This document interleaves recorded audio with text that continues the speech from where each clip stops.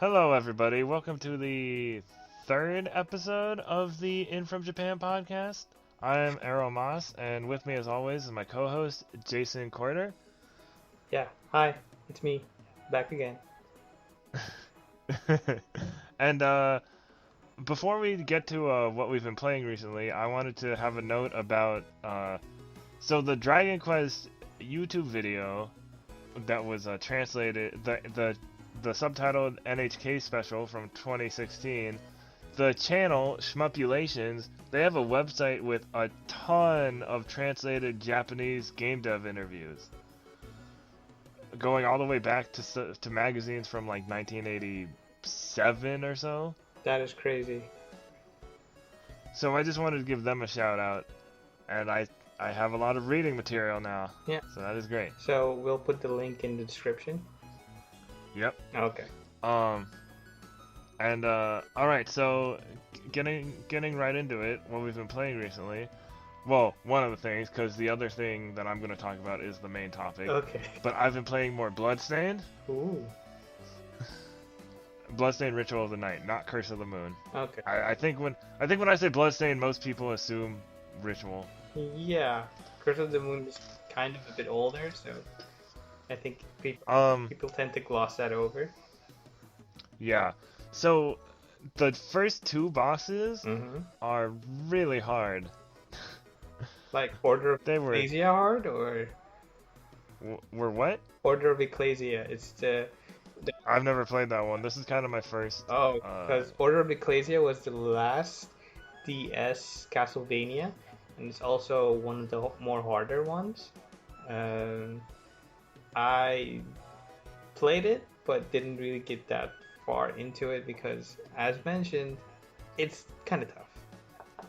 Well, I beat these first two bosses, right? Yeah. And I was like, okay, I just need to like be careful when I'm make sure I have potions, all that. The third and fourth bosses, super easy, barely an inconvenience. That's kind of Um, anticlimactic. well, I thought the third boss was pretty interesting because it was like a hand made out of stained glass windows. Like that's an That interesting design. that sounds really par for the course for an Igarashi game. Yeah, and the third was like this jumping bird man thing with lasers. Also on Um, on brand for Igarashi.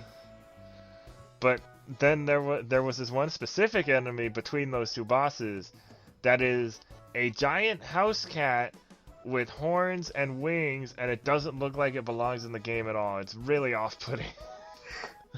Off-putting or awesome? I don't know if I'd call it awesome.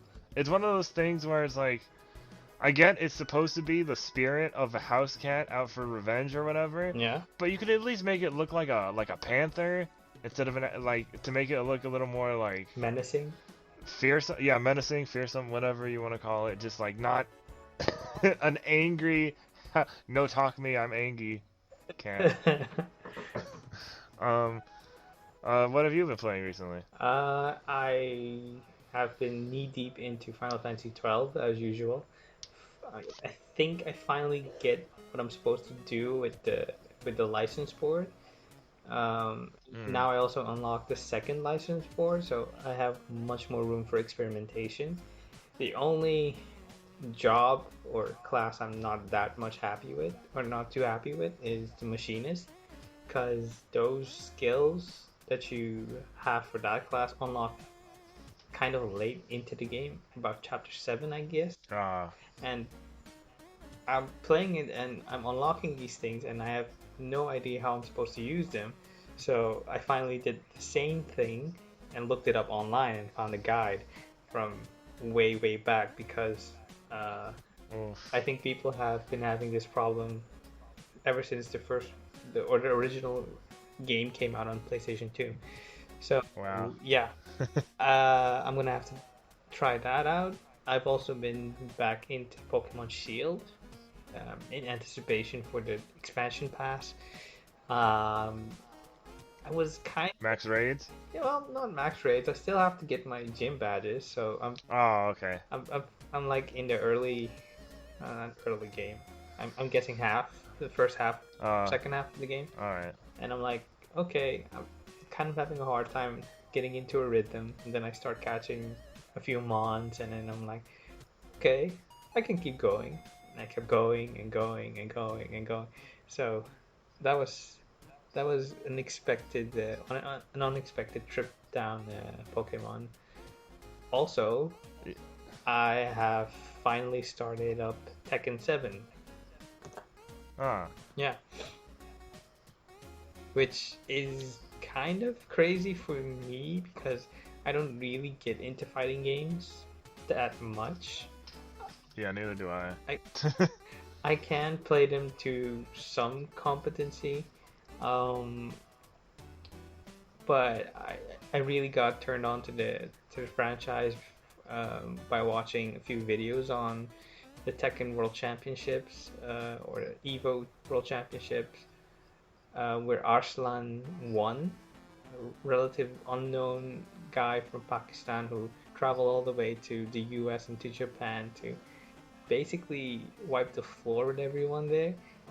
And having seen that, being inspired by that, I just decided, I'm gonna go dive head into this franchise for the first time, really. I mean, I did play Tekken 5 on PSP, but this is like the first one I actually own. Ah, I think the only Tekken I ever played, which my dad got me like a bunch of PS2 games at a garage sale, was like Tekken Tag Tournament 2. Was it 2 or 1? It was, I think it was 2. I think 1. 2 is a more recent entry, and 1 was on the PS2, that I know. Whichever one it was, I don't know. Like my only exposure to Tekken besides like Soul Calibur 2. Ah, okay.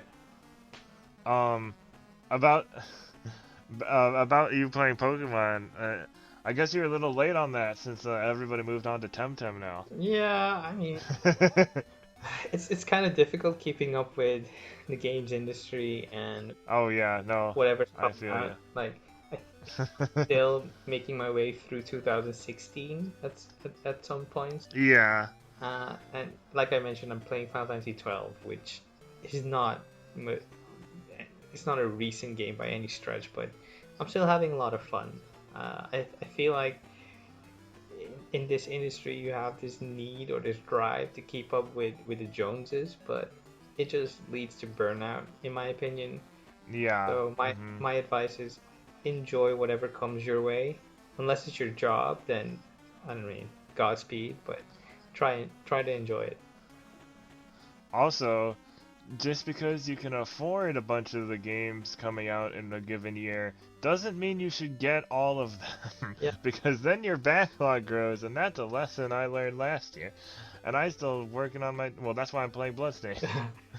Yeah, well, exactly that too, because it's money you could spend elsewhere, rent, utilities, what name you. So I don't know. Save up some money. Go buy a house or a car or a cat, whatever. um all right. So I don't want to get into a whole thing about how Temtem is blowing up in popularity because that's not a Japanese game, even though it's heavily inspired by one. That's for another time. Okay. But so we got some quick news stories just because we got a lot to get through. So my first news story is just a bit weird. It's the new Shinkalion movie features Hatsune Miku in a giant mech fighting Godzilla. That is either the craziest thing I've ever heard or the least craziest thing I've ever heard. I mean, it's like, oh, okay, Hatsune Miku and Godzilla is like, it's Japan, okay. Oh, it's like, wow, they actually, and apparently the Godzilla being in that movie was a complete surprise. Like they didn't say anything about it until it premiered. Once it premiered, that's when people found out. Anything about the headline you just read is a surprise. Yeah, I had to look up what Shinkalion is. It's a mecha anime. Yeah. Obviously now.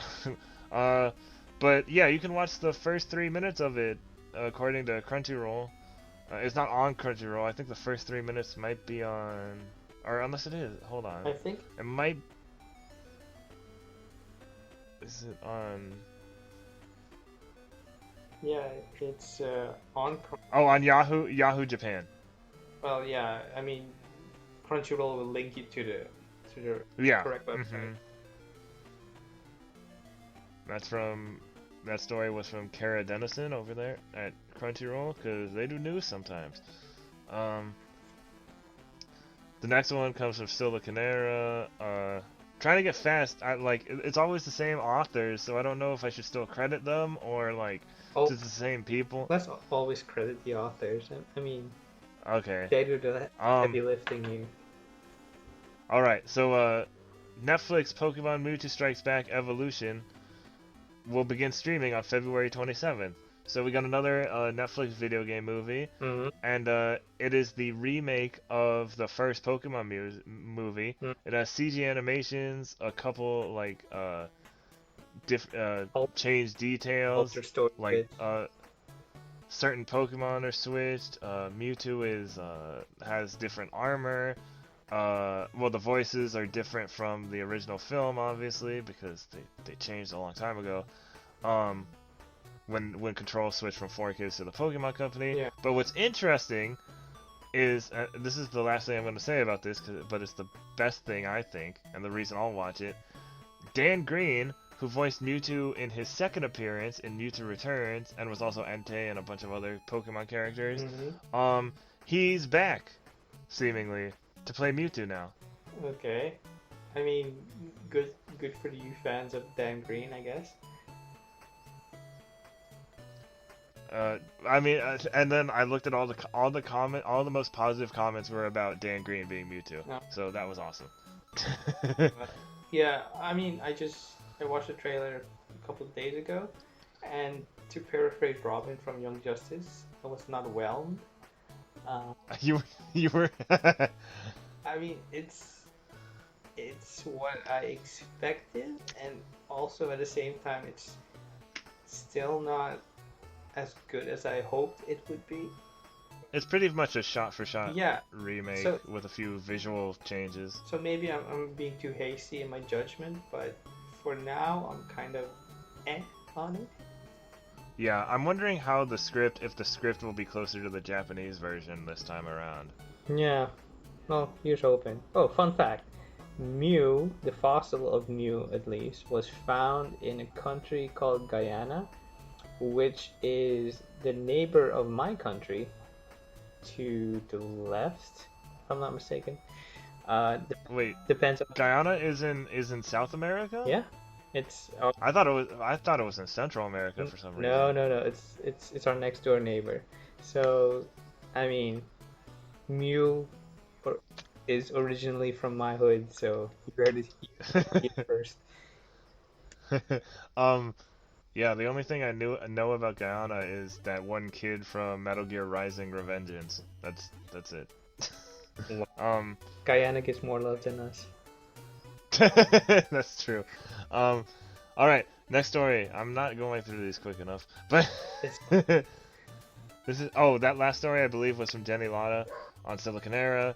This story is from Gamatsu Sal Romano because he does. Little Town Hero coming to PS4 on April 23rd in Japan. So Rainy Frog is the publisher.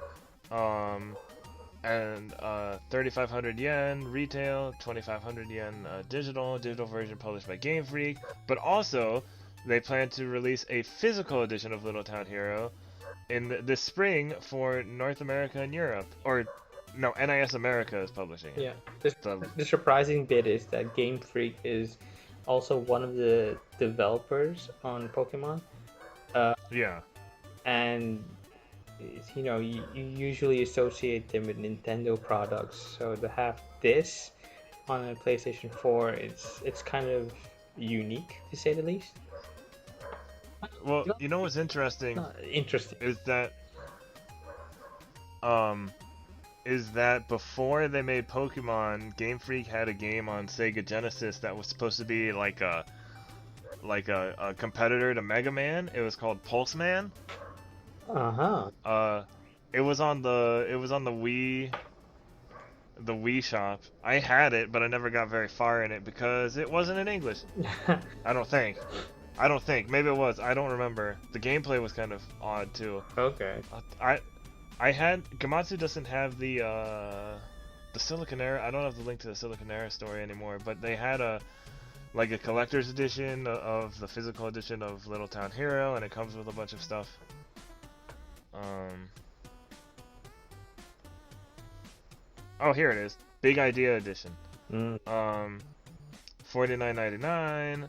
It comes with a copy of the game, Life in the Village art book, Is It Daz It poster, Defender Duo lapel pin set, Town Tunes official soundtrack, and a collector's box.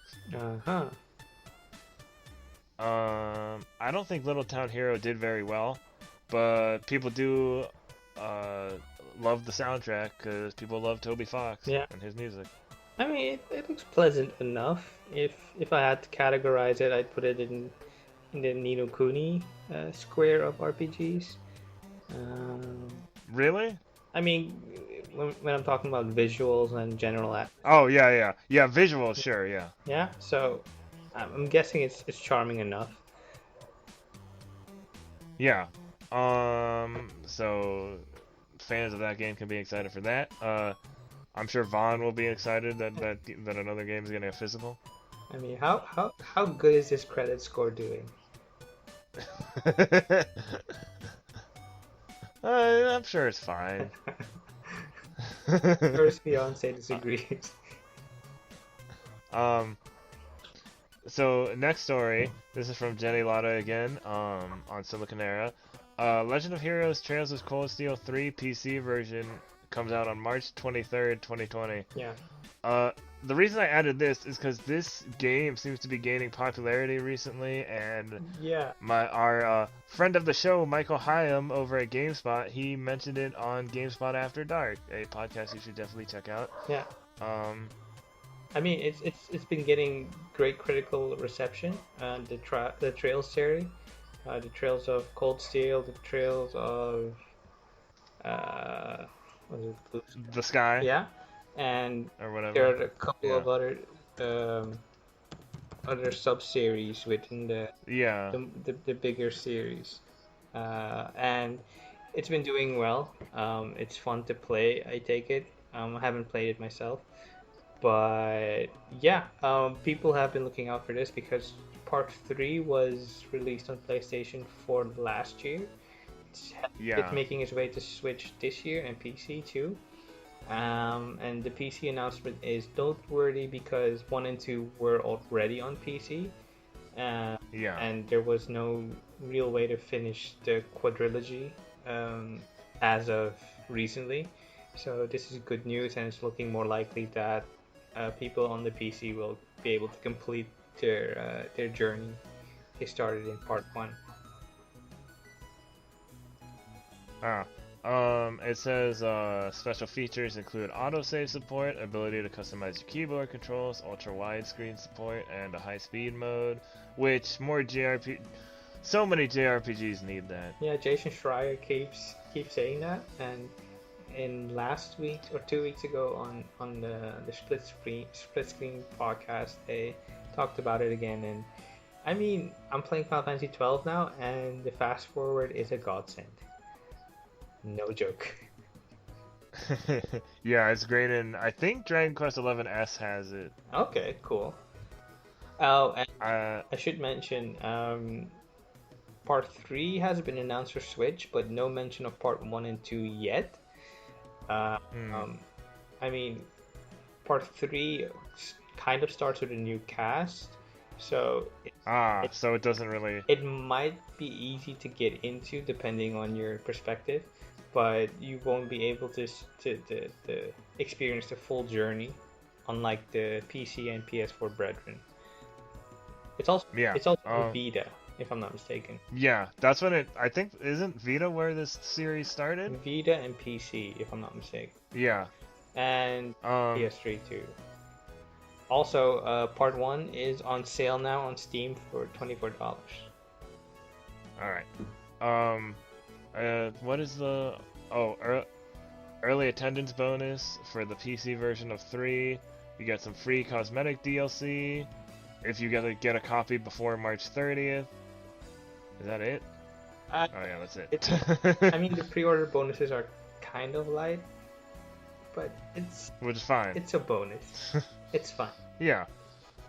Alright, next in JRPG news from Jenny Lada over at Silicon Era is Langrisser. Is that how you pronounce it? Yeah, Langrisser. Langrisser 1 and 2 demo coming for all platforms. So Switch, PlayStation 4, and PC. Oh, well, that's not all platforms technically, but not Xbox. You order what you get.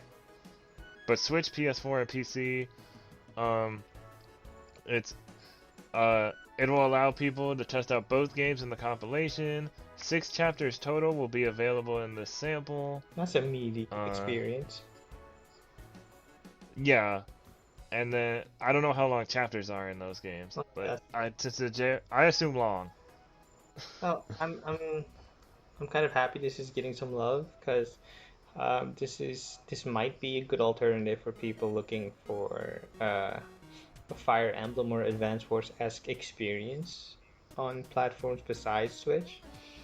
And the only downside I've noticed is I think this HD pack is based on the mobile version of Langrisser. I'm basing that. I didn't know. On the sprite. There's a mobile version? Yeah, there's a mobile version. I'm basing that on the sprites and how they behave in the game. I'm not too sure, so I have to do some. This article doesn't mention that. I'm gonna have to do some more digging on that. So Langrisser 1 and 2 will come to Switch, PS4, and PC to North America on March 10th, Europe on March 13th.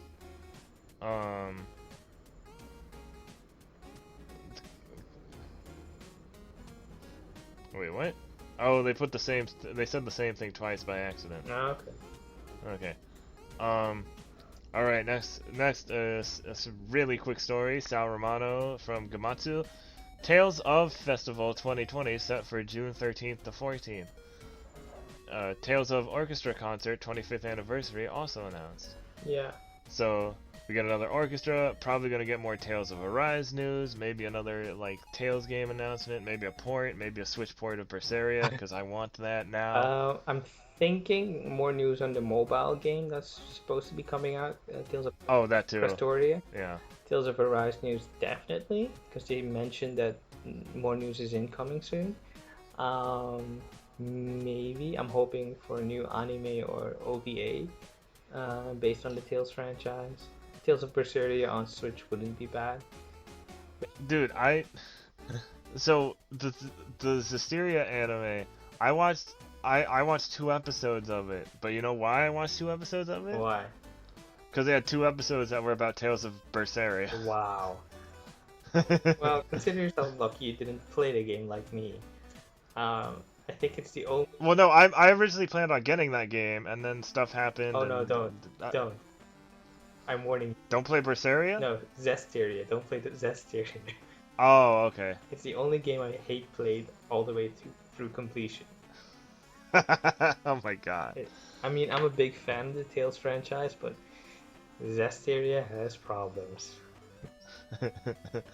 Alright, I'll take your word for it.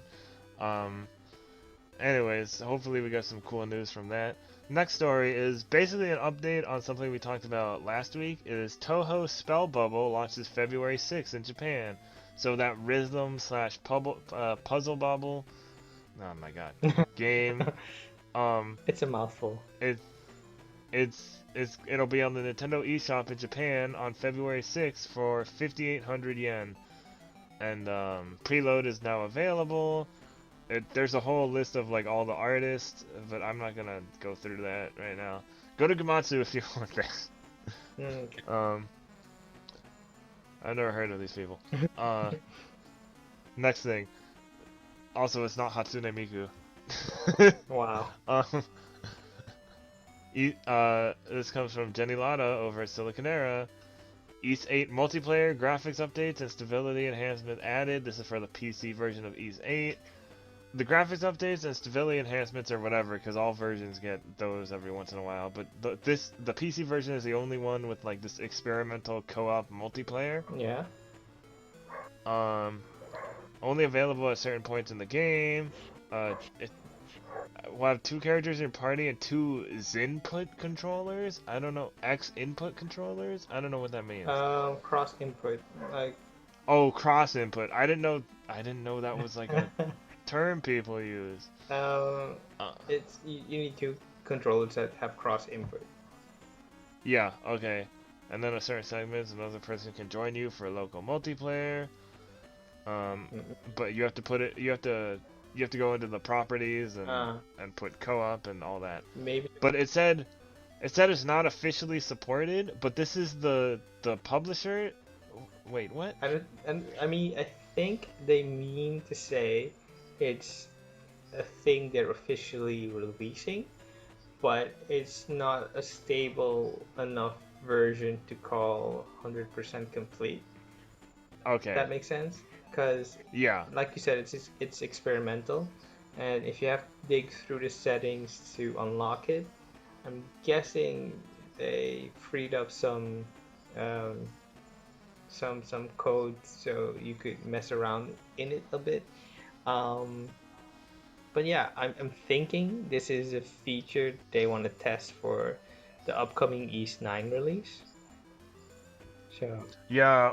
Have you seen gameplay of East 9? not yet, or I have. I think I might be misremembering. It looks well. One, it looks better graphically, but it also looks well. According to my friend, it looks like it's on a different engine now.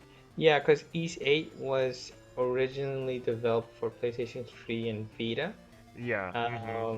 So the engine is kind of dated at this point. Yeah. So an all PS4 base would have improved graphics, I take it.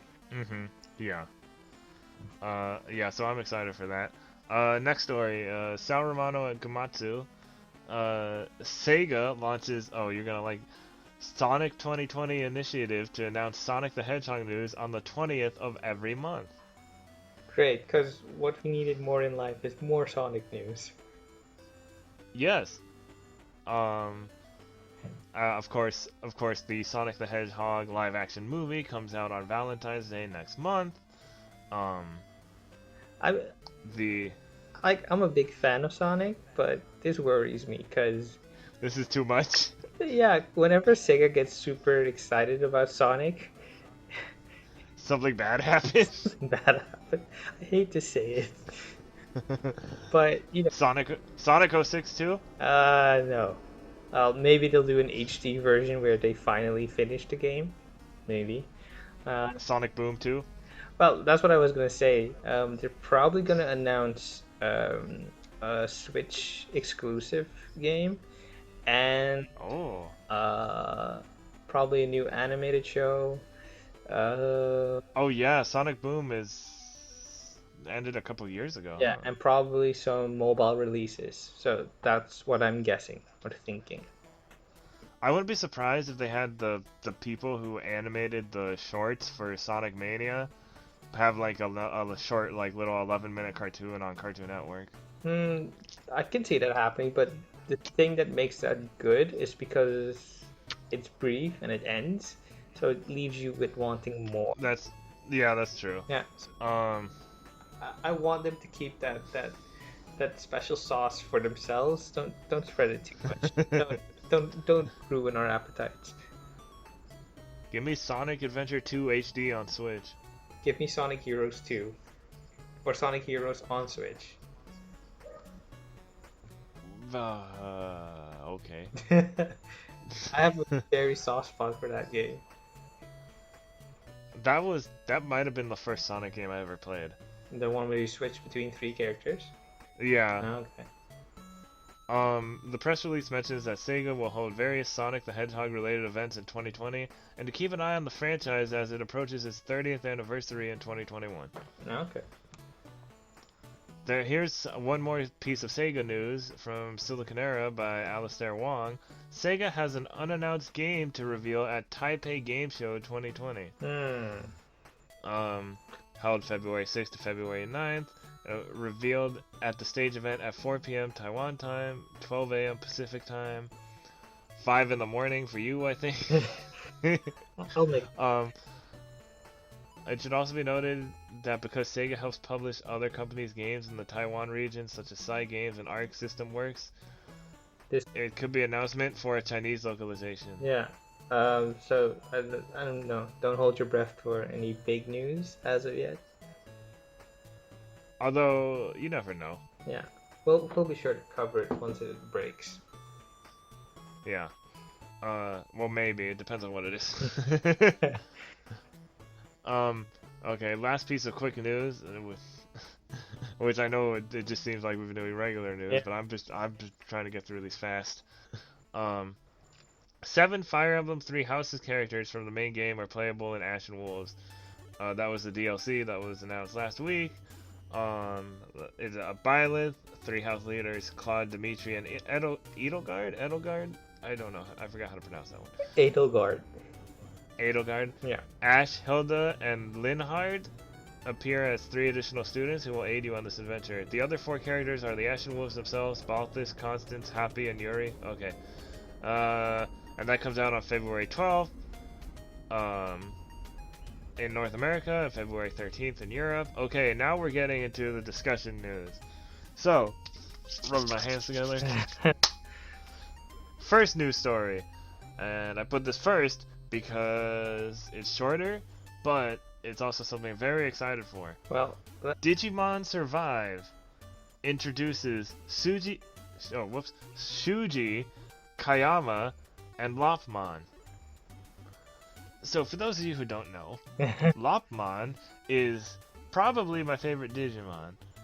Yes, that is a strange favorite Digimon to have. Let me tell you why. Uh-huh. In the third part of the English dubbed Digimon movie, which is also known as the singular movie in Japan, Hurricane Touchdown, Lopmon is the evolved form of Lopmon is the villain. And I've liked Lopmon ever since then. And is also the twin Digimon, the twin of Terriermon, which is a lot of people love Terriermon. Anyway, back to Digimon Survive. So this news came from VJump. There's a smartphone camera function that can be used to spot hidden Digimon and items. Shuji is a first-year high school student who joins the camp as a helper. As someone with a serious personality who is older than the others, he tries to protect his friends. Lopmon, a beast-type monster with an innocent and childlike personality. And the camera function... Oh, he put function wrong. He put camera... It's fine. He forgot the N. Anyways, Digimon Survive does not yet have a release date yet, but it's going to be out for PS4, Xbox One, Switch, and PC worldwide sometime this year. Hopefully. Yeah, it was going to be released last year originally, but they needed a little more time to work on it, which is fine. It's the first time Digimon is really going to a strategy RPG slash visual novel with a great art style. It's going to be really interesting. Yeah. I'm really looking forward to it, especially since the choices you make throughout the story impact how your Digimon digivolve, or how certain things react to your character, and I'm all for that. Yeah, I was at the Digimon panel at Anime Expo last year where they first showed the the opening movie for Digimon Survive. Yeah. So that was really cool. I believe it's gonna be. I don't know if it's gonna be dubbed. Well, usually they've been good about it the last few years, so. Well, they're kind of on and off. Because Cyber Sleuth and Hacker's Memory were both subbed, but Digimon World Next Order was dubbed. But I'm guessing that's because they were older titles, and they probably didn't have enough resources to do a full dub of the script. So probably with a newer title, that's factored in. Oh yeah, that's possible. I guess we'll see. Yeah. So, next news story, more stuff about monsters, what a surprise. from Sato over at Siliconera, new Dragon Quest Monsters, new Dragon Quest Monsters game appears to be going through some development trouble. Huh. Um, so Dragon Quest Monsters series producer Taichi Inuzuka shared an update on the development of the new Dragon Quest Monsters. He said he wants to say, while he does want to say something cheerful, it really doesn't feel like it's going that way. He wants to work hard to make something happen soon, but it feels like the more effort he puts into it, the more fruitless they become. It's like taking 3 steps forward and then 2 steps back. And he's like, there are many good games coming out this year, so please try them out and wait leisurely. I mean, take all the time you need. Yeah. We don't need you to rush this. Yeah, I don't know, cause it's not specific. It's just strange that there's like, this is specifically having problems. But you know what's funny is I don't think this is the producer I met at PAX West at a signing. But so I was talking to him about how I really like Dragon Quest Monsters and about like localization, and he said it was tricky.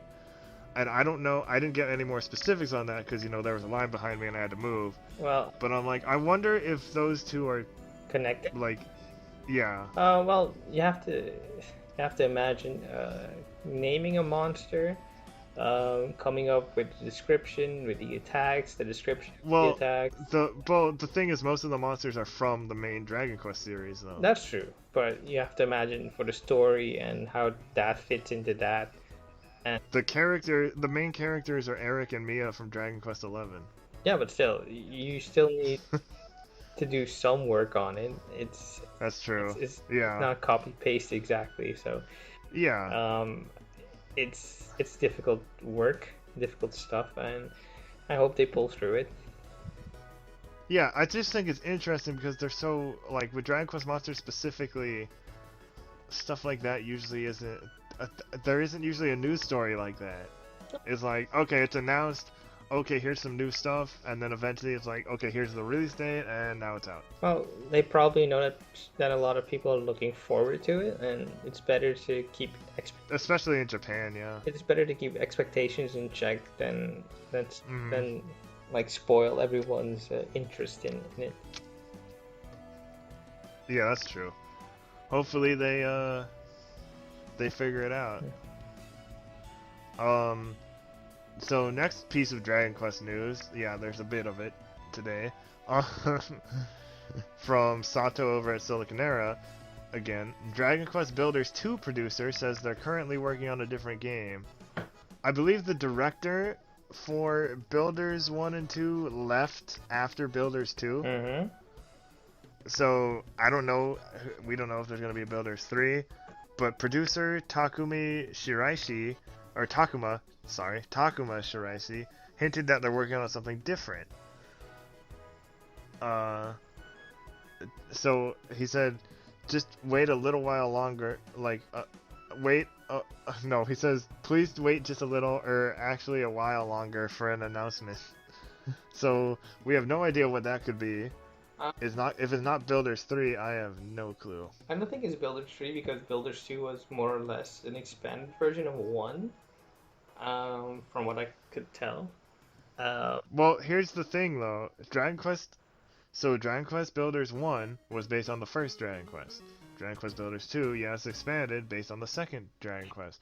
If there was a 3, it would be based on Dragon Quest 3, which is a very highly regarded game, especially in Japan. I mean, that's true, but Dragon Quest Builders is more focused on mechanics than story, I take it.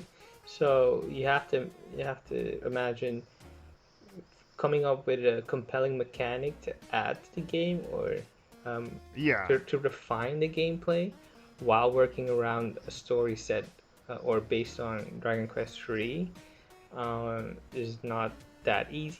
So I mean, the story wouldn't be that big. Like they wouldn't need to do that much with the story. I'd more just need improvements to the gameplay of 2 because the multiplayer was not very good.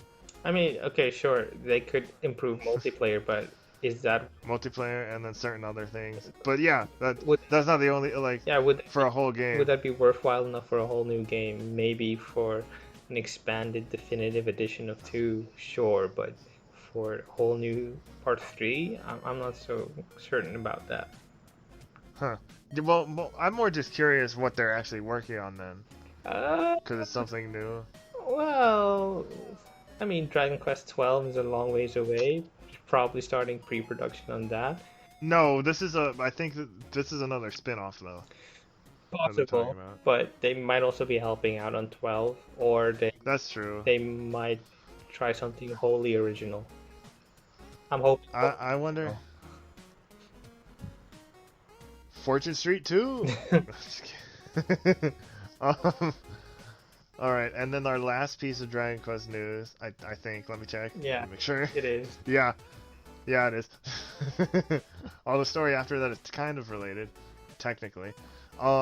So pre-registration for mobile game Dragon Quest of the Stars is open now on both iOS and Android, worldwide. This Dragon Quest mobile game is going to be a worldwide release, not like Dragon Quest Walk or Dragon Quest Rivals. And I'm guessing you already registered. And it launches on February 25th. And no, what are you talking about? I did. Okay. I definitely did. I also registered. Okay, good. It looks like a Dragon Quest 9 type of thing. You team up with other but like more mobilified, if you get what I mean. Yeah, I get it. It's kind of like how Pokemon Masters and Pokemon Go broke up key gameplay aspects and made them accessible and portable. Yeah, I'm shocked they're bringing this over because we don't usually get Dragon Quest mobile games. I think unless they're ports. They're making a big push for Dragon Quest to get more renown across the world outside of Japan, like with the movie on Netflix, the Monsters game, the Builders game, and Dragon Quest 11 doing so well. So I'm guessing they're kind of galvanized by that success. Yeah, which is great. I love more Dragon Quest. Obviously. Yeah, obviously. So, next story, real quick, which is kind of Dragon Quest adjacent, just because the game is inspired by it, but Yakuza Like a... Oh, this is from Alistair Wong over at Silicon Era again. Yakuza Like a Dragon producers say they want to try out many genres. So, I mean... Press interview in Taiwan, producers Hiroyuki Sakamoto and Daisuke Sato, I swear I don't pronounce things as bad as Greg Miller does. Talked about how the team want to challenge many genres and whether he has ideas for Yakuza 8 already. I'm just skimming through here. If the RPG this time is received warmly by players, they are obviously willing to continue with this direction. Isn't limited to its genre or playstyle. Joked about whether they should make a Yakuza-themed tennis game. Oh my god. I mean, they do it.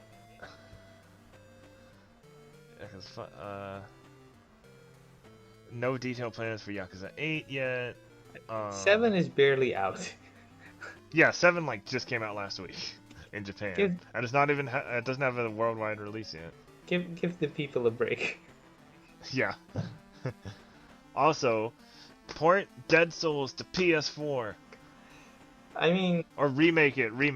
Just make an HD remake of Yakuza Dead Souls. It's possible, but I'd much rather have the feudal Japan Yakuza game. Oh, I forgot what that one's Isn't called. That Yakuza Ishin? I know what you're talking about. Yakuza Ishin, yeah. Yeah, Yakuza Ishin. So I'd much rather have that, but that's also very text heavy, and I forget where I heard. Well, they're all text heavy. Yeah, sure, but this more specifically because it's from an older setting, and I'm guessing certain stuff are more wordy than current day stuff. So yeah, it's probably gonna take a whole lot of people to work on this to just get it out of the door. But yeah, I'm hoping for that one. Alright. I can't wait for Yakuza 7. We don't have a release date yet, especially because it's gonna be getting a dub. So I think at the earliest we'd see it, I think July. Yeah, The latest, I think September. probably. And maybe after this, they'll dip their toes back into Judgment. So they might alternate between those releases. Yeah, And I feel like Judgment is more accessible to experimentation than the Yakuza main series. that's true. Um. So, yeah. Next story. This is once again from Silicon Era by Alistair Wong. Nintendo files patent for touch pen attached to Joy-Con strap. Now, many people forget that the Nintendo Switch has a touchscreen. It's not used that much. I think Nintendo forgot that too. And they were like, I'm wondering if somebody's like, hey, how about that? Like, when are we gonna start putting DS games because the Switch has a touchscreen? And then like, Never. Doug Bowser is like, wait, the Switch has a touchscreen? Well, I mean, Or not Doug Bowser, but the other.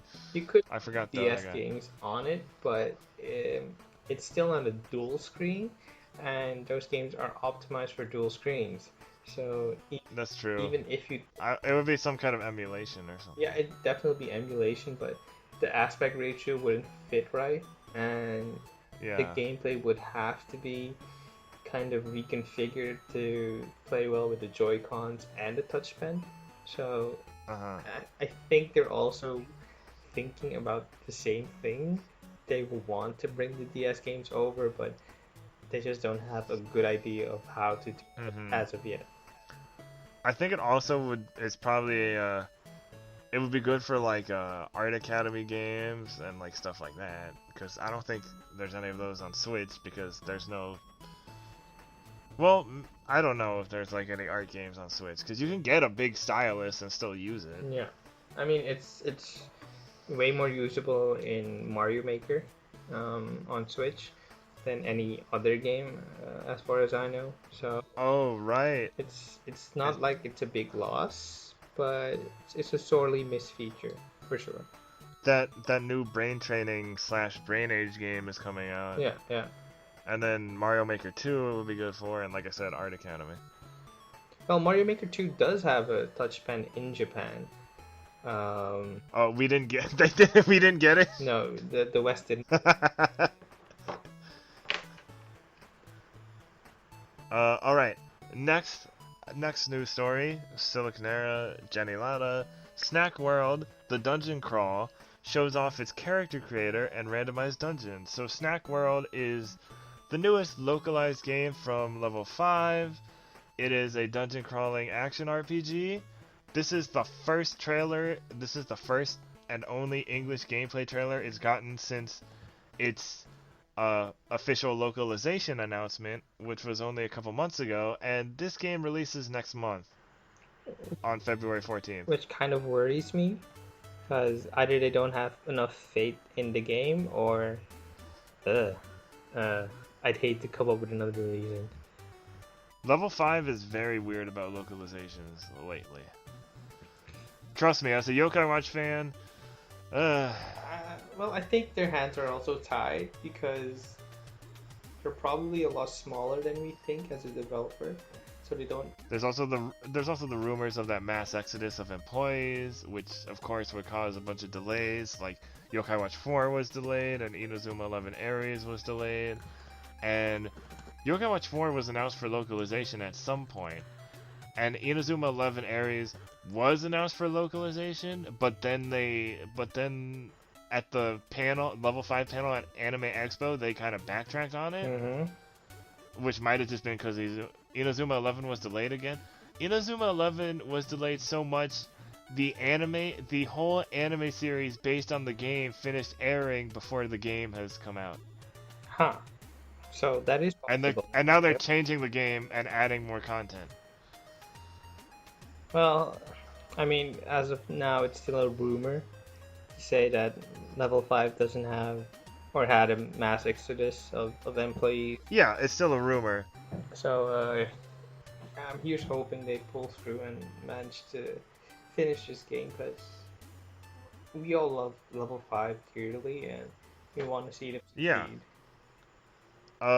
I already have Snack World on pre-order because, and I know people say don't pre-order games, but these level 5 games, once they come out, they have copies are very hard to find. Physical copies. Oh, Yokai Watch 3 is $80. wow. So they're kind of like collector's items at this point. Yeah. Like I got a from the retailer I got it for, I got a UPS email and I was like, I didn't order anything from UPS, and it was for that store, and I was like, oh wow, they didn't, because when I looked on their app, they didn't have the game on the system, like in the system, and I'm like, I pre-ordered it, it should have gone through by now, and I was like, oh my god, they didn't even have it on the they had to order. Oh my god. Kind of crazy. Okay, moving on to the next story we have. Yeah, sorry, moving on. Next level 5 thing real quick. Megaton Musashi shows more Musashi Gaudia Sparkman in extended trail. Sparkman? That reminds me of Yu-Gi-Oh! GX. And Megaton Musashi is a mech game by level 5. It looks kind of interesting. This is not their first time with like mech stuff. They had well, there was some mech stuff in Yokai Watch, and then they also had Little Battlers Experience on the 3DS. Looks pretty interesting. It's in development for PS4, Switch, iOS, and Android. That's weird. I'm guessing it's accessible enough to port down to iOS. Yeah. And this was by Sato over at Silicon Era. So yeah, check that. You can check that trailer out. We don't know if it's getting localized yet. I just thought it was interesting that there was like a Japanese level 5 thing and then like a Western level 5 thing announced the same day, but have not much to do with each other except for the same developer. Yeah. Well, they probably capitalized on the good word of mouth, and they're probably hoping for some excitement around these projects. Yeah. So this next story, and I'm really curious to know what you think about this, since you live in a totally different country, and this is not very popular where I live. This is from Saurumano over at Gamatsu. Captain Tsubasa, Rise of New Champions, announced for PS4, Switch, and PC. So, I mentioned... Yeah, go ahead. So I mentioned Inazuma 11. This looks like it may be some tough competition, especially because it actually has a launch window.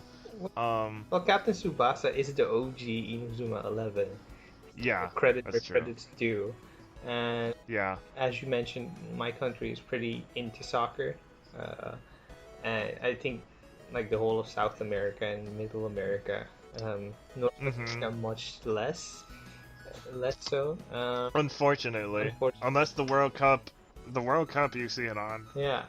But otherwise, yeah. But you know, it looks like a very worthwhile game, and I'm looking forward to it because it looks very slick and very stylish. And yeah, probably people hungering for Super Mario Strikers have a good replacement in this title. Yeah, I really wish they would do a sequel to Super Mario Strikers, but this might be just what we need. Yeah. I'm just surprised it's getting a release here. Well, they have been quietly pushing Captain Tsubasa more and more in the West. That's true. I actually did an interview at Anime Expo 2 years ago with somebody named Mark Mowbray of K-Lab Games, because they did a Captain Tsubasa mobile game. Yeah, it's still available. And I got a Captain Tsubasa shirt from it. I was like watching the newest anime to like study it a little bit. Fun fact, the newest Captain Tsubasa anime is animated by David Production, who also animates JoJo's Bizarre Adventure, and in the manga of Part 5, there is a Captain Tsubasa reference. Although they didn't include, you would think they did Captain Tsubasa just so they can include that reference in JoJo Part 5, but they took that reference out. Yeah. No, it's probably just happenstance. Um, but yeah, I'm really excited for that. I'm going to probably work on an article for a little while about Captain Tsubasa versus Inazuma 11 because I'm sure a lot of people in North America do not know. Like, and I think the first Captain Tsubasa game that came here was actually changed to like Tecmo Soccer or something. Oh. Well, it used to happen a lot back in the day Yeah, because manga names or anime names weren't that well known here, so they kind of redid the name to fit a more popular one. yeah. Um, but I'm super excited for that, especially after watching some of the anime. Makes me want to go back to the anime. Um, so I'm glad you had stuff to say about that, because Well, I'm looking forward to it. Who knows? I might even pre-order this just to, to, to review it on the show. oh yeah, I definitely. Will it have? Do we know if it'll have multiplayer? It's a soccer game. It's crazy if it wouldn't include multiplayer. I saw like, because this was actually big news on some of the bigger sites, Yeah. and people were like, "Watch out, FIFA," and I was like, don't do that.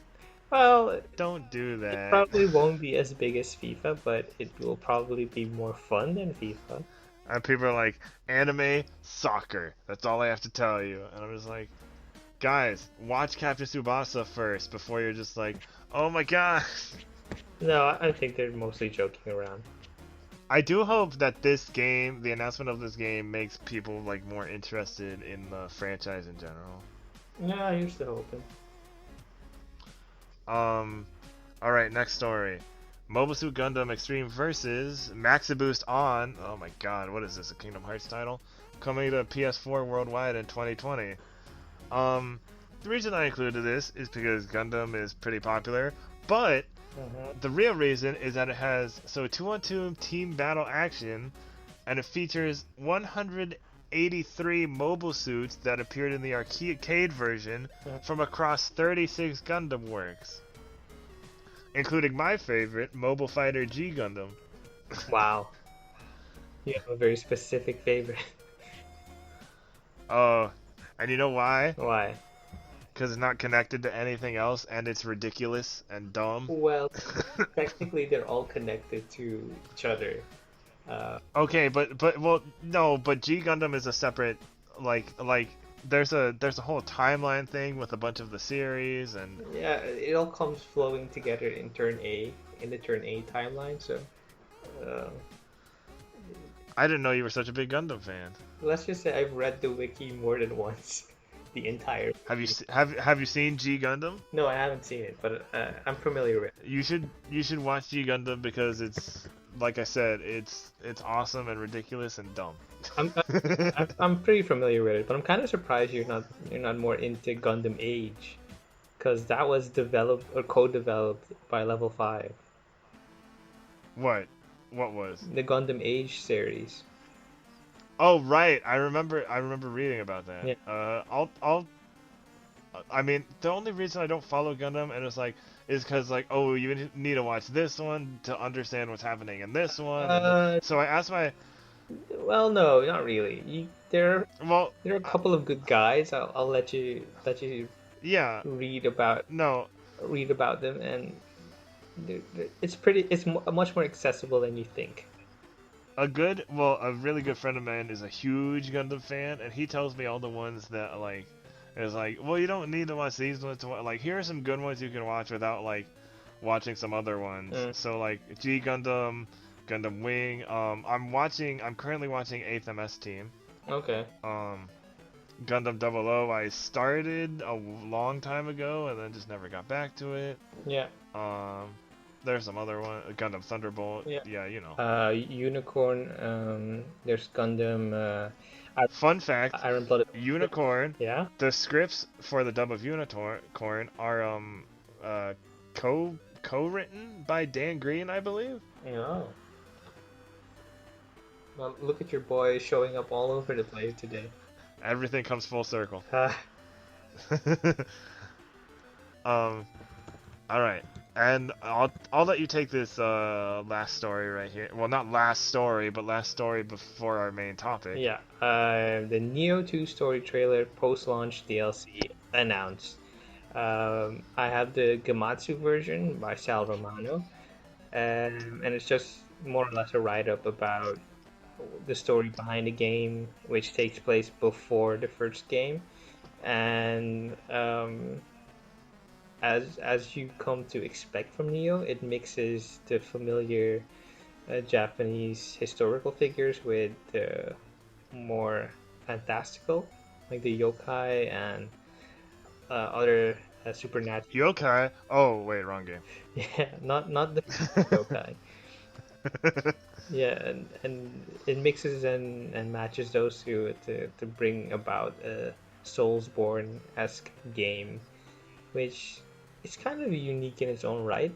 And those familiar with Ninja Gaiden on the Xbox and Xbox 360 will be pretty comfortable with Neo, I'd say. So yeah, I'm looking forward to this. I'm hoping everyone else is too. Also, mention of the DLC was made, which will take place before the second game. So DLC will in fact be the earliest point in the Neo timeline. So yeah, keep an eye out for this one. Okay, that was that was a lot of news. Yeah, The stories just kept coming this week. yeah, it's kind of amazing for the third or fourth week of January.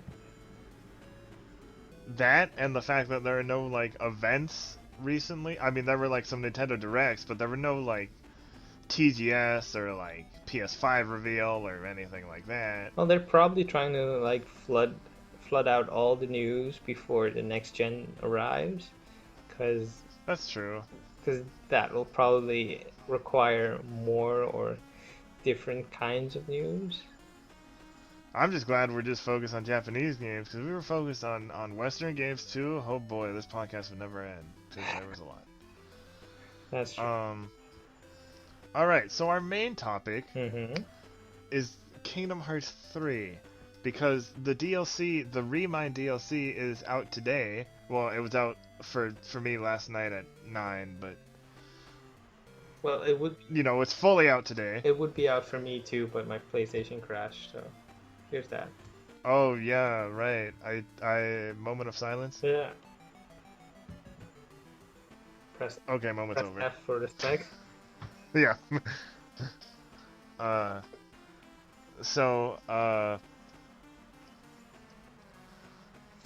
So there's a really good Q&A interview on Siliconera. It's actually like straight from a Q&A directly from Square Enix. Mm-hmm. About like the contents, decisions. So the first part is just an expanded ending. So if you want to play that last part of Kingdom Hearts again, oh boy. Mm-hmm. Actually, they added a couple cool things. Unfortunately, the new playable characters you do not play for very long at all. Yeah. So You play them for maybe like one fight each. okay, but I'm not hearing if you do or do not like it. I'm a little disappointed, not as disappointed as other people, because Sora got a lot of his Kingdom Hearts 2 skills back, and that was just in the free update, and he feels a lot better to control. Okay. But then the thing is, people were like, "Oh, these bosses are too easy now." Well, that's what the Limit Cut episode is for. And the Limit Cut episode has a bunch of the Organization 13 bosses, but they're super difficult. They don't take into account the difficulty level you're playing on. So It is the Nomura was basically like, okay, all you weebs that complained about how easy the game was, take this. yeah. Um, the it is the I. I'm gonna get so much hate for this, but I'm about to say it. I would say it's probably the Dark Souls of Kingdom Hearts. Okay, Boo. walk me through that thought. Because and this is why, because Tai Yasue, who is he's the what is he? I forgot the co-director. Mm-hmm. He said in this interview, he says, he, he says, my hands were shaking for about 15 minutes after beating them. The sense of excitement and satisfaction is really something else, which is something that I remember getting from Bloodborne and Dark Souls 3. Huh. Well. Yeah, some characters you can't beat unless you're defensive, some you have to be offensive, some characters, difficult moves to read. So I fought against all of them. I didn't beat any of them, I was just seeing all of them. And the first boss I faced, Vanitas, he killed me in 3 hits. Wow. Yeah. I did the best against Dark Riku and Ansem. I still died to every single boss, but I just wanted to try them all out to see if I could beat any of them. Mm-hmm.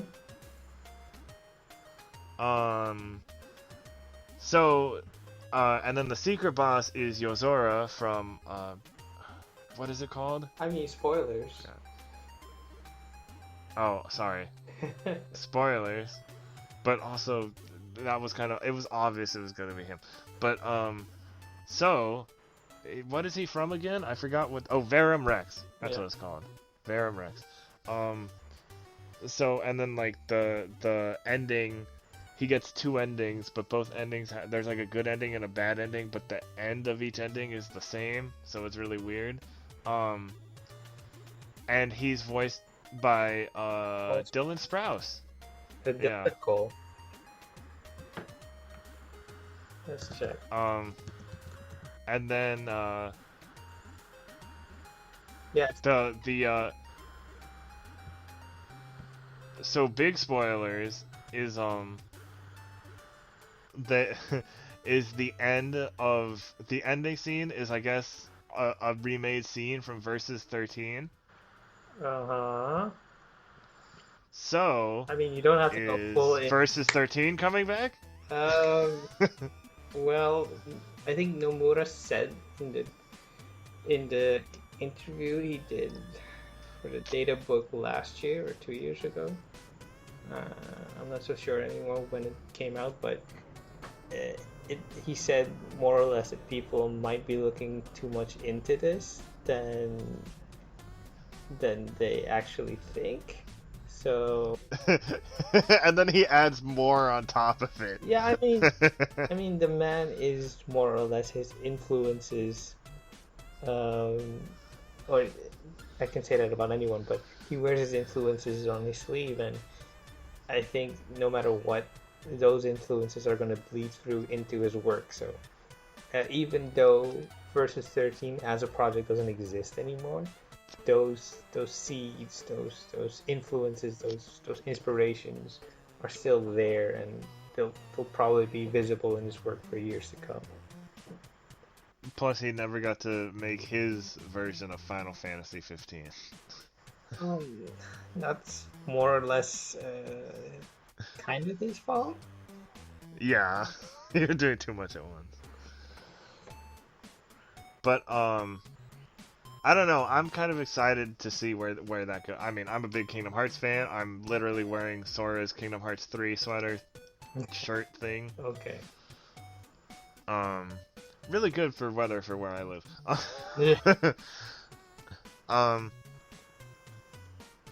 So there's more Kingdom Hearts news. Yeah. From well, I guess the other one was just an interview, but so there are 2 new development teams. On top of the we don't know on top of the main series and the Union Cross development team. So in total there are 4 development teams now. crazy. Yeah. And there are no concrete plans for a final mix release. If it appears on new platforms in the future, it's a possibility, but I'm not thinking about whether or not that will become a final mix, like with the Remind DLC included. Yeah. So Um, I think Nomura is like, you know what, guys, I just released this. Let me catch my breath for now. We'll cross that bridge once we get there. yeah. And then the next and last one, which was like the following news story, is Kingdom Hearts Project Xehanort announced for iOS and Android, which will be I'm guessing a prequel about why Xehanort became a Seeker of Darkness. It is a mobile game, interestingly enough. And they have a Guess the Name campaign. Which, if you know Kingdom Hearts, is nigh impossible. I mean, could you guess what kind of name it would be? Kingdom Hearts Darkness Within Darkness. I mean, it's not bad. Not bad. But more. I mean, it might have an RE in there. Okay. Throw a couple numbers for no reason. No, don't do that. Don't do that.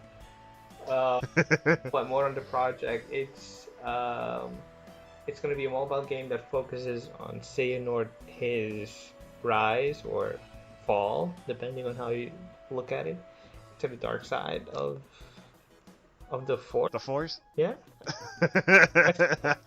So, yeah, it's how Xehanort goes from Keyblade apprentice to Seeker of Darkness, and I don't know.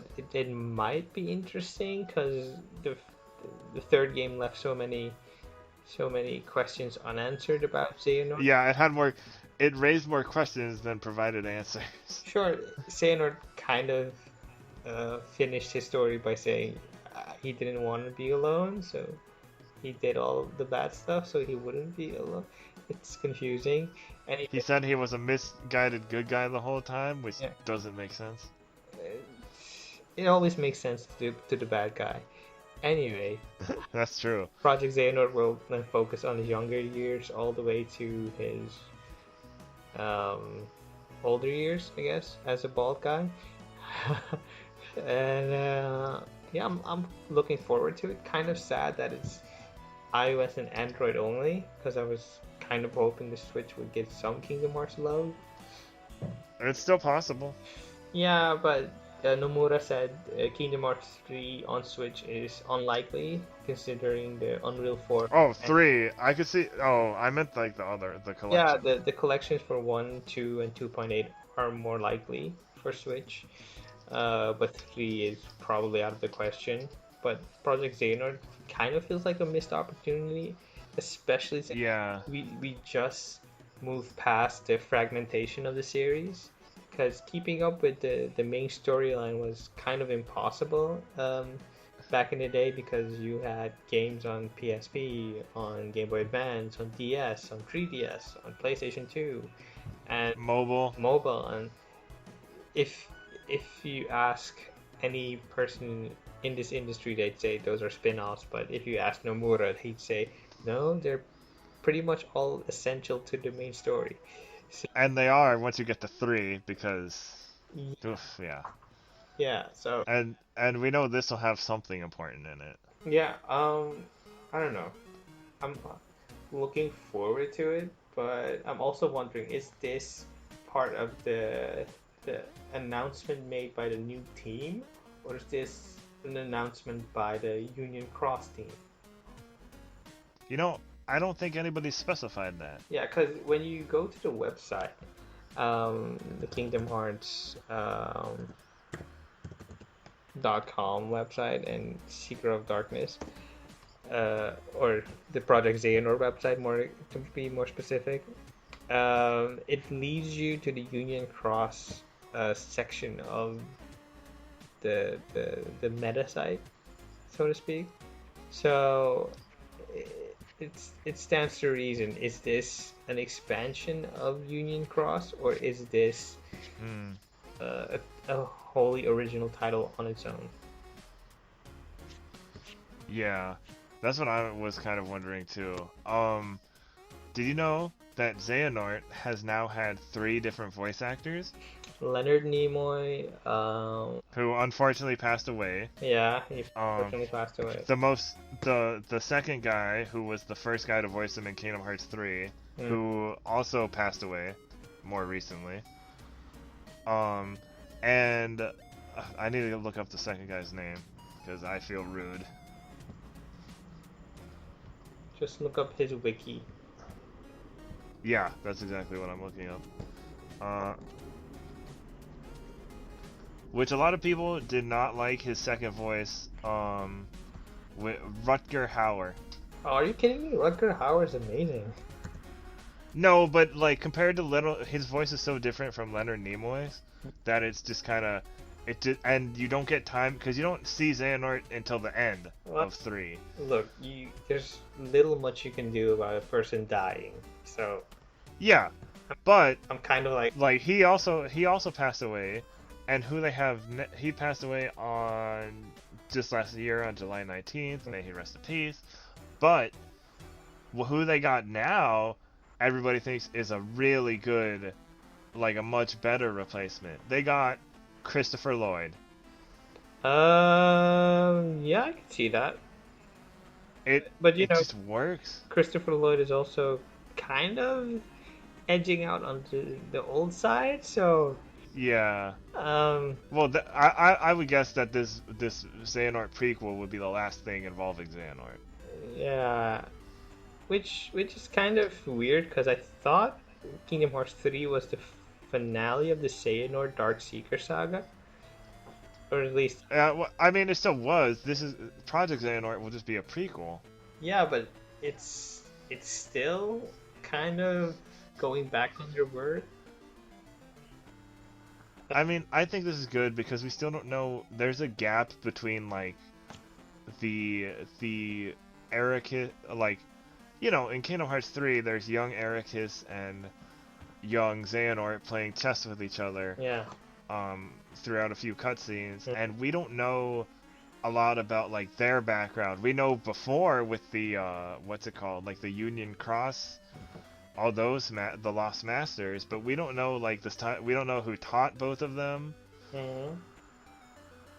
There are like certain gaps that they don't necessarily need to be filled. Well, but screw those gaps. I want to know who the Master of Masters is. I mean, yeah, you'll find out in like 13 years. Okay, great. Just great.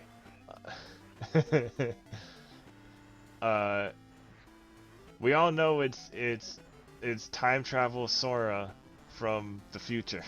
No, I'm just kidding. That was a theory from Team 4-Star. Anyway, Christopher Lloyd is very good as Xehanort. The DLC, some people are disappointed by some stuff, some people are not, like usual. Like I said, I'm disappointed that you don't play for the characters a little, play the new characters a little more, or like can play as the different characters against bosses in the Limit Cut episode, because I think that would be a cool feature. Well, I'm guessing it's a DLC. It's not a whole new second half of the game. That's true. So that's true. I'd ask fans to keep their expectations in check. And unfortunately, Kairi is playable in one fight, but she's not very good at all. Oh, justice for Kairi, one of these days. We almost got it, but nope. But you know what we did get? We got playable Roxas back. My boy. I mean, yay for you guys, I guess, because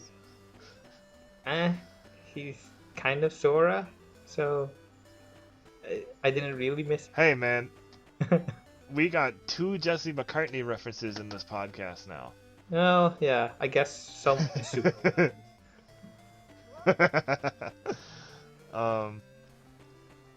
Yeah, so like I think a lot of people were disappointed just by the fact that it's a $30 DLC, and it's like not as much as people were expecting. Like, and what my opinion on that is like, okay, I know game development takes a lot of time and resources, so I can understand why you did $30. if there was like a thing where you were actually deciding the price of the DLC, I would done it for like half that price. But I don't mind $30 for some more Kingdom Hearts content. Yeah. Because it was fun just going back and seeing those end cutscenes again. I know a lot. The cutscenes kind of dragged on because they added some new stuff. I thought it was Metal Gear Solid. Again, Kingdom Hearts and Metal Gear Solid, they're compared a lot. Well, that's because both of the stories are kind of, well, crazy, to say the least. Yeah. And they have other similarities in how they're presented because they're very Japanese in the way their stories are told, and theatrical Japanese, to be more exact. Because when you look at it, you see more or less realistically proportioned characters acting and moving very strangely, but it all stems from theatrical, well, yeah, the theater in Japan, and you can also see some of it back in anime or manga, in how people are portrayed there. So I'm not really bothered too much by it.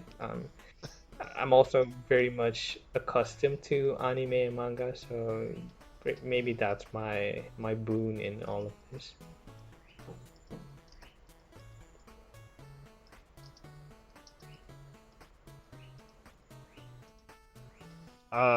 Yeah. Uh, uh, so I